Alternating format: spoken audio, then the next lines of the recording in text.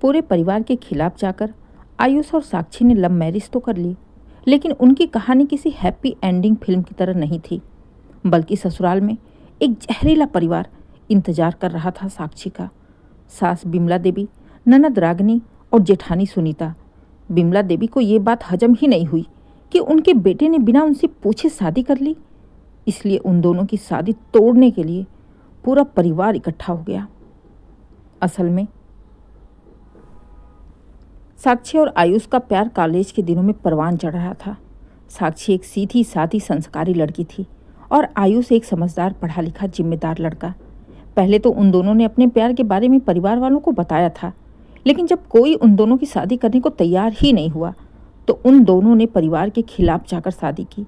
तो लगा जैसे कोई फिल्मी कहानी शुरू हो गई हो, लेकिन फिल्मों की तरह यहाँ हैप्पी एंडिंग नहीं थी, बल्कि जैसे ही आयुष और साक्षी ने गृह प्रवेश किया तो रागिनी साक्षी को देखते ही तुरंत मुंह बनाते हुए बोली, अरे भाभी, कितनी चालाकी से फंसाया होगा ना आपने मेरे भैया को।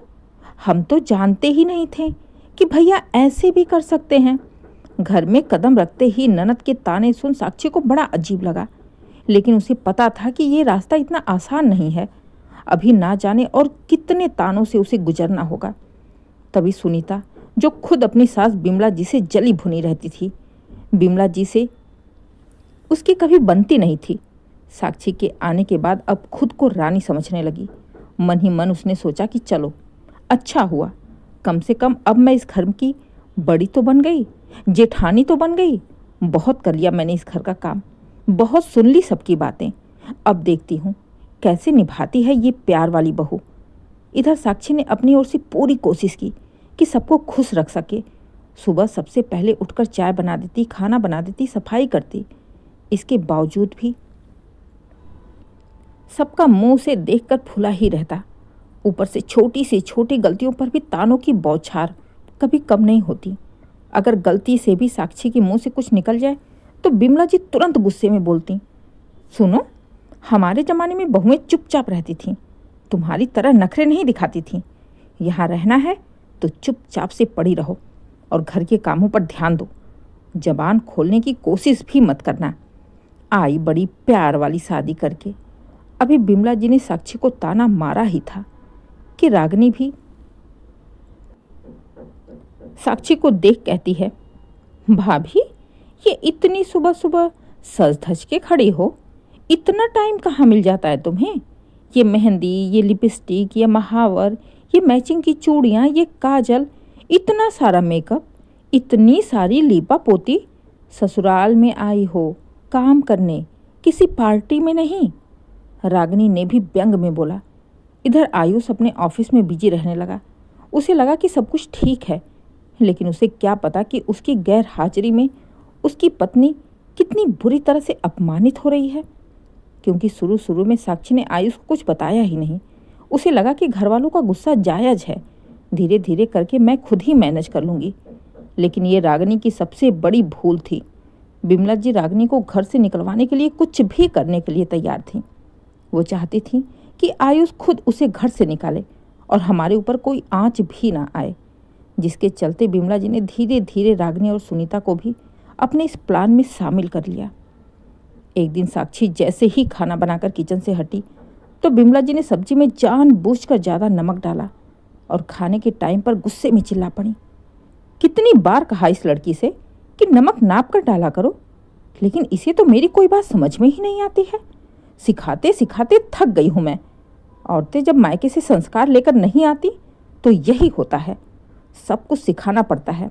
बस प्यार करके घर से भागना यही नहीं सिखाना पड़ता। एक जोरदार सा ताना मारा बिमला जी ने साक्षी को। सास की बातें सुन बेचारी साक्षी रो पड़ी। साक्षी को रोता देख तीनों आपस में एक दूसरे को देख मुस्कुरा पड़ी। करीब 2 घंटे बाद सुनीता साक्षी के पास आती है और अपनी एक नई साड़ी देकर बोली, साक्षी, जरा मेरी साड़ी में फॉल लगा देना, मुझे कहीं जाना है। साक्षी ने चुपचाप साड़ी में फॉल लगाकर सुनीता को दे दिया, लेकिन तभी सुनीता अपनी साड़ी में खुद से ही हल्का सा कट लगाकर चिल्लाते हुए साड़ी लेकर हॉल में आई। अरे माँ जी, इसने तो मेरी इतनी महंगी साड़ी काट दी, जाने कौन से जलन के चलते। अरे साक्षी, जब तुम्हें साड़ी में फॉल नहीं लगाना था तो मना कर देती, साड़ी काटने की क्या जरूरत थी। यही करती हैं ये लव मैरिज वाली बहुएं, ना घर संभालती है ना रिश्ते। साक्षी सुनीता का रोना धोना सुन और साड़ी का कट लगा देख हैरान थी, क्योंकि उसे अपने आप पर पूरा विश्वास था। उसने साड़ी में कोई कट नहीं लगाया था, लेकिन भला इस घर में उसकी सुनने वाला कौन था।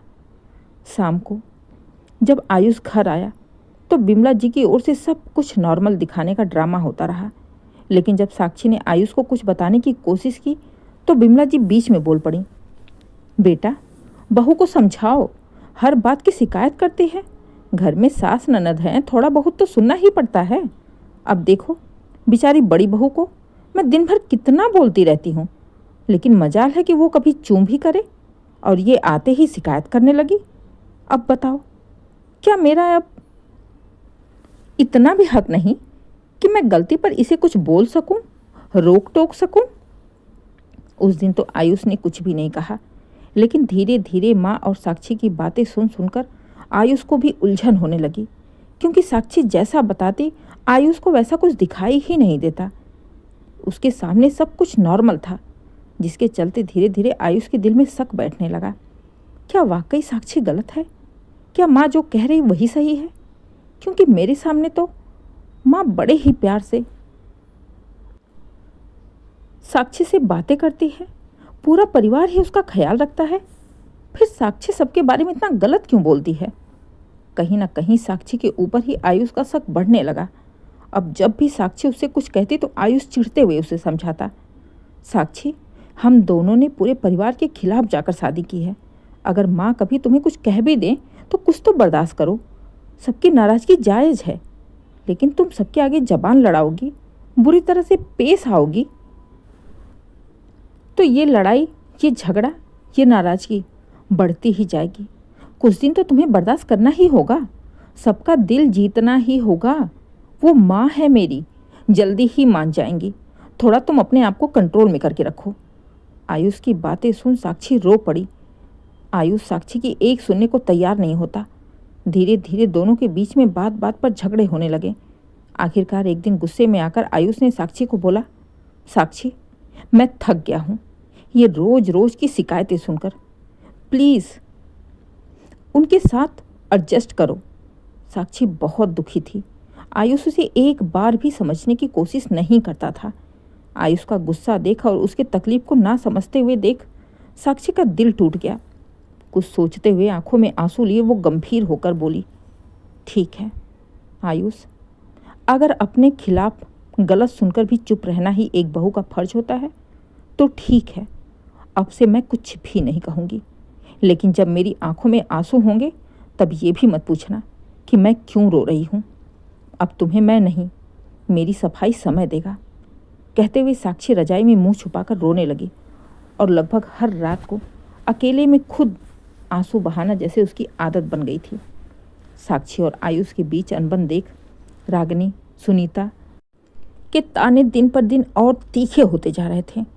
आयुष के ऑफिस जाने के बाद रागिनी साक्षी के पास आती है और उसके जले पर नमक छिड़कते हुए कहती है, क्या हुआ भाभी, मायके में तो माँ पापा रोज पाँव दबाते होंगे आपसे, यहाँ काम करने में क्या तकलीफ है जो रोज रोज भाई से शिकायत करती हो? अब आया ना मजा, लगाई ना भाई ने अच्छी सी फटकार, लव मैरिज करके आई हो ना, तो अब झेलो।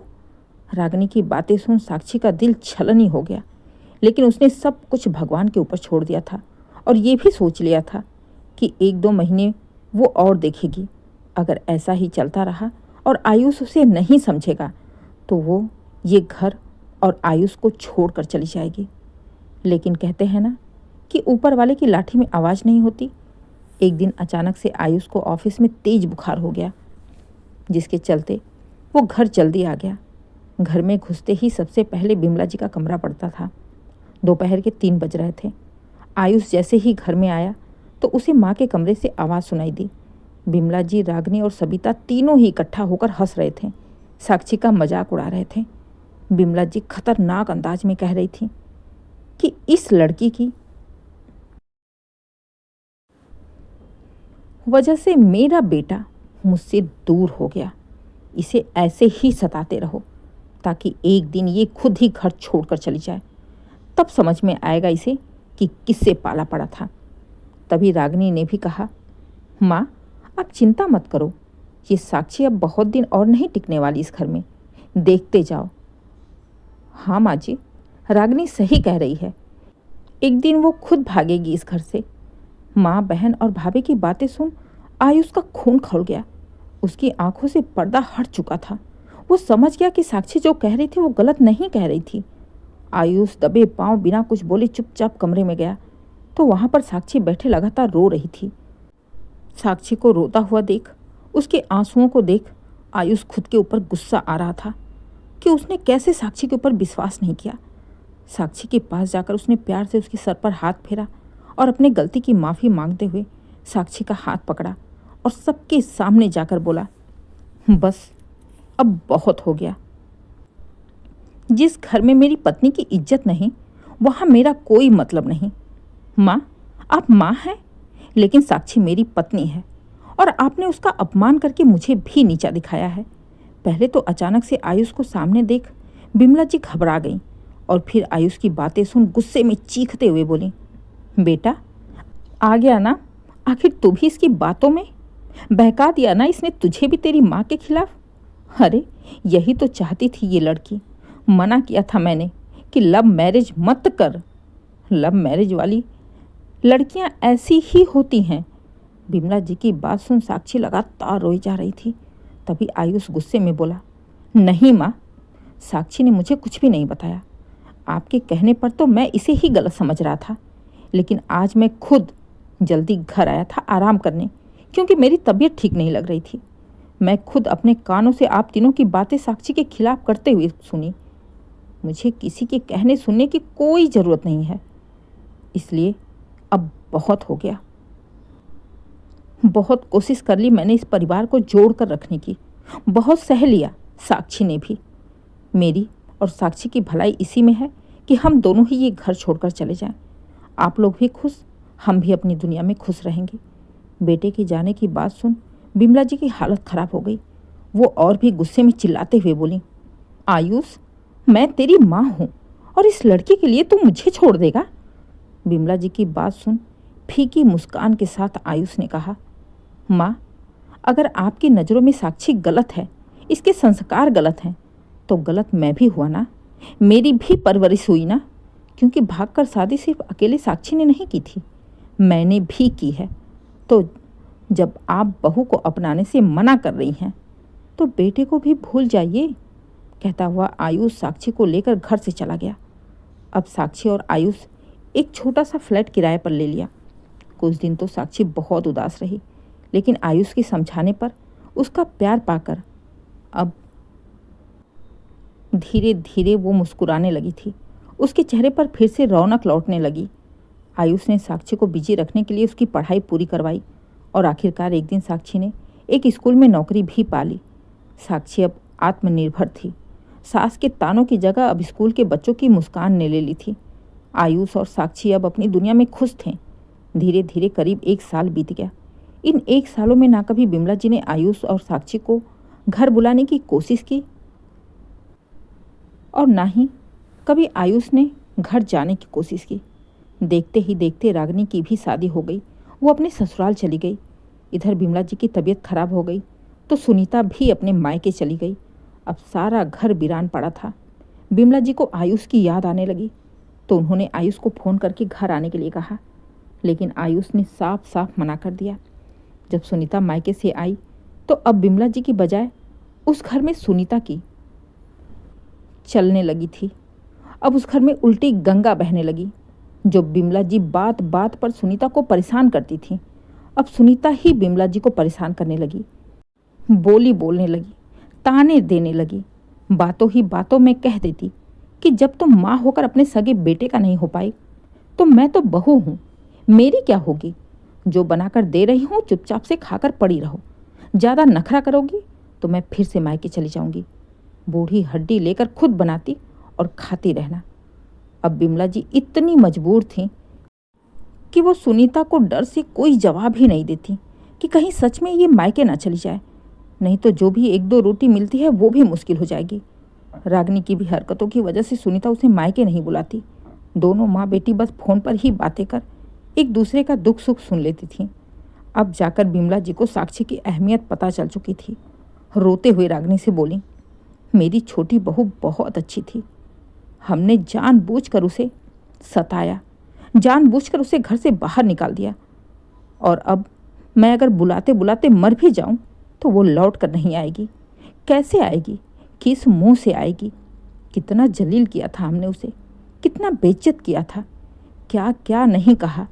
यहाँ तक कि उसके मायके वालों को भी भला बुरा बोला था, उसके माँ बाप को भी उल्टा सीधा बोला था। लेकिन अब पछतावे के सिवाय कुछ नहीं बचा है। कहते हुए बिमला जी ने फ़ोन रख दिया।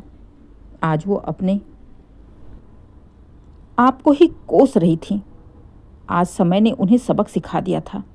वहीं दूसरी ओर साक्षी स्कूल में अपनी बच्चियों को समझा रही थी कि बेटा, घर वहाँ है जहाँ इज्जत हो। औरत की सबसे बड़ी ताकत उसका आत्मसम्मान होता है। सब कुछ बर्दाश्त करो, लेकिन जब बात अपने आत्मसम्मान की आ जाए तो अपने लिए खड़ा होना बहुत ज़रूरी होता है।